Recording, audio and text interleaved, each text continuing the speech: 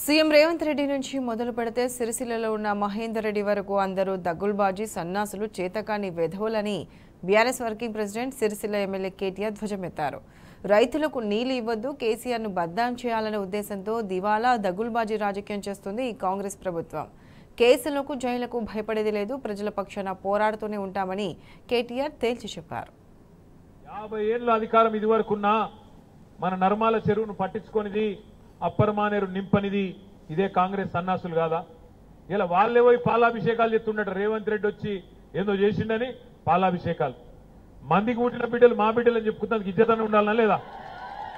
మందికి పుట్టిన బిడ్డలు మా బిడ్డలు అని చెప్పుకుంటానికి కొద్దిగా సిగ్గు ఇజ్జత్ అనిపించాలనా వద్దా? వీళ్ళు ఇచ్చినారు నీళ్లు వీళ్ళ ముఖాలకు. వచ్చినప్పుడు నిన్నగాక మొన్న ఎంత సిగ్గులేనుడి ముఖ్యమంత్రి అంటే, మనం ఇచ్చిన ఉద్యోగాలు కూడా ఈయన పత్రాలు ఇచ్చుకుంటా నేనే ఇచ్చిన ఉద్యోగాలను నరుకుతున్నాడు. గంత దగులుబాజీ ముఖ్యమంత్రి. 10 ఏళ్ళు మనం కూడా అధికారంలో ఉన్నాం. ఎవరినన్నా ఒక మాట అన్నామా కాంగ్రెస్ వాళ్ళను? కానీ ఇలా బాధతో అంటున్నా, 100% చెప్తున్నా, రేవంత్ రెడ్డి నుంచి మొదలు పెడితే ఇక్కడ ఉన్న మహేందర్ రెడ్డి దాకా దగుల్బాజీలు సన్నాసులు చాతగాని వెధవలు అనే మాట నేను మాట్లాడుతా ఉన్నా. దమ్ముంటే నీకు చాతనైతే 14 కోట్ల రోడ్డు రద్దు చేసుడు కాదు. నీకు దమ్ముంటే ప్రజల మనసు గెలుచుకోవాలనుకుంటే ముస్తాబాద్ నుంచి దుబ్బాకకు నేను 2 లేన్ల రోడ్డు డబల్ రోడ్డు నేను మంజూరు చేస్తే నీకు చాతనైతే దాన్ని 4 లేన్ల రోడ్డు చేయి. అట్లయితే ప్రజల మనసు గెలుచుకుంటావు తప్ప ఇచ్చిన దాన్ని రద్దు చేస్తారు ఎవడన్నా హౌలగాడు? ఇలా రద్దు చేసిపోయింది. ఇలా బతుకమ్మ చీరల ఆర్డర్లు రద్దు చేస్తాను. నా మీద కోపంతోని సిరిసిల్ల నేతన్నల కొంప ఊచుకునే ప్రయత్నం చేస్తాను. కేసీఆర్ మీద కోపంతోని కాళేశ్వరం ప్రాజెక్టే దండుగా అని చూపెట్టాలన్న ఉద్దేశంతో చిల్లర రాజకీయం కోసం అక్కడ ఒక బుంగివడ్డ పొక్కవడ్డ కత్వగట్టి ఒక చిన్న కత్వగట్టి దాన్ని మంచిగా చేయొచ్చు, కానీ చేయొద్దు. వర్షకాలం దాకా నానబెట్టాలి, అది కొట్టుకపోయేటట్టు చేయాలి, రైతులకు నీళ్ళు ఇయ్యద్దు, కేసీఆర్ ను బద్నాం చేయాలనే ఒక దివాలాకోరు దగుల్బాజీ రాజకీయం ఈ దిక్కుమాలిన ప్రభుత్వం కాంగ్రెస్ ప్రభుత్వం చేస్తున్నది. దయచేసి నేను బాధతో అంటా ఉన్నా, ఈ మాట ఖచ్చితంగా అంటున్నా. దానికి నా మీద కేసు పెట్టుకొని మీరు నా ఇంటిగా కూడా వీకలేరనే మాట కూడా కాంగ్రెస్ వాళ్ళకి నేను విజ్ఞప్తి చేస్తా ఉన్నా. కేసులకు భయపడేది లేదు, కేసులకు భయపడేది లేదు, జైళ్లకు భయపడేది లేదు, దేనికైనా సిద్ధమే.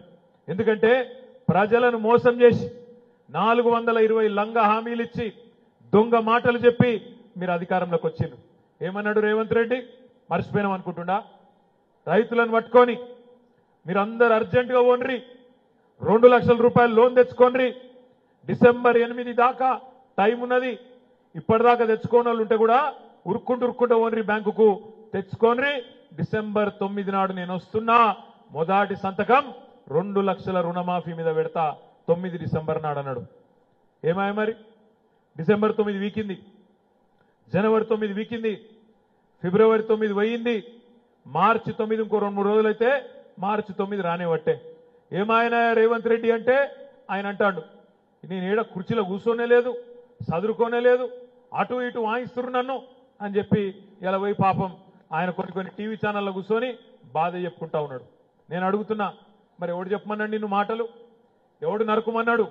డిసెంబర్ 9 సంతకం పెడతా, ఏకుతా పీకుతా ఎందుకు కొట్టినావు డైలాగులు? ఎందుకు చెప్పినావు పచ్చి అబద్ధాలు? ఒక్క 2 లక్షల రుణమాఫీ మాత్రమే కాదు, ఎన్ని మాటలు చెప్పిండు. కేసీఆర్ వేసేది బిచ్చం, 10,000 కేసీఆర్ బిచ్చం వేసినట్టే ఇస్తుండు రైతు బంధు. నేను 15,000 ఇస్తా, ఒక వారం రోజులు ఆగుండ్రి 15,000 ఇస్తా అన్నాడు. పడ్డదా ముస్తాబాదులందరికీ రైతు బంధు? పడ్డదా? ఇలా రైతులు ఒకళ్ళ ముఖాలు ఒకళ్ళు చూసుకుంటారు. పాపం కాంగ్రెస్ కోట్లు వేసిన వాళ్ళు కూడా ఏం చేయాలో తెలియక దొంగకు తేలి పుట్టినట్టు ఏం చేయాలో తెలియక ఒకళ్ళ ముఖాలు ఒకళ్ళు చూసుకుంటారు, ఎంత మోసపోతివిరా అని. కేసీఆర్ ఉన్నప్పుడేమో వారం రోజుల లోపల రైతు బంధు టింగు టింగు టింగు అని ఫోన్లు మోగాలే, 7,000 కోట్లు మన కడుపుల సల్లగదలకుండా బ్యాంకులో పడితే ఆ రోజు కేసీఆర్ విలువ అర్థం కాలే. ఇలా రేవంత్ రెడ్డి వచ్చినాక ఇప్పుడు తెలుస్తుంది బాధ. ఏడవాయ రైతు బంధు అంటే ఏమో ఎప్పుడు వస్తుంది తెలియదు. కరెంట్ ఎట్లున్నది? కరెంటు కోతలు మొదలైనయా? లో వోల్టేజ్ సమస్యలు మొదలైనయా? నేను మొన్న పోయినా, నాగర్ కర్నూలు పోయినా, నేను మాట్లాడుతుంటేనే కరెంటు పోయింది 15 నిమిషాలు. ఏమైందంటే అందరు కిందికెళ్ళి నవ్వుతాను, జై కాంగ్రెస్ అంటాను. గట్లున్నది మరి మార్పు. ఇంకేం ఏమిట్లా ఏం మొదలు కాలే. బస్సు ఫ్రీ అన్నారు, బంగారం ఫ్రీ అన్నారు. ఇప్పుడు మరి పాత కళ్యాణ లక్ష్మి చెక్కులే ఇవ్వబట్టి ఎవడన్నా ఎక్కడన్నా తులం బంగారం ఇచ్చిండా? ఆడబిడ్డలకు మాటలు చెప్పినరు, బస్సు ఫ్రీ, బంగారం ఫ్రీ, కోడలుంటే 2,500, అత్తలుంటే 4,000.